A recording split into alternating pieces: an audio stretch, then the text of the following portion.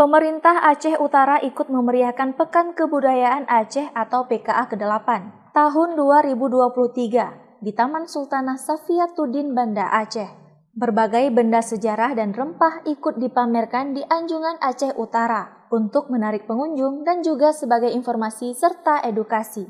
Selain itu, Pemkab Aceh Utara juga menampilkan garam rebus terbaik di Pulau Sumatera yang sebelumnya telah diakui oleh Badan Riset dan Inovasi Nasional atau BRIN. Koordinator Anjungan Aceh Utara Ramin mengatakan, antusias pengunjung dan keinginan untuk mengetahui sejarah jalur rempah di masa-masa Kerajaan Samudra Pasai sangat tinggi di anjungan tersebut.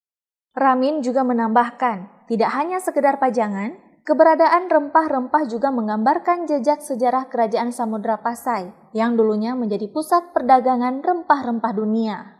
Aceh Utara tahun ini kita menampilkan historia jejak rempah di Samudra Pasai. Itu berarti dimulainya dari abad 13 sampai abad 16 untuk historianya di Samudra Pasai. Dan di situ juga kita menampilkan dokumen-dokumen berupa dokumen yang penjelajah dunia yang pernah singgah di Samudra Pasai ini, yang seperti Ibnu Battuta.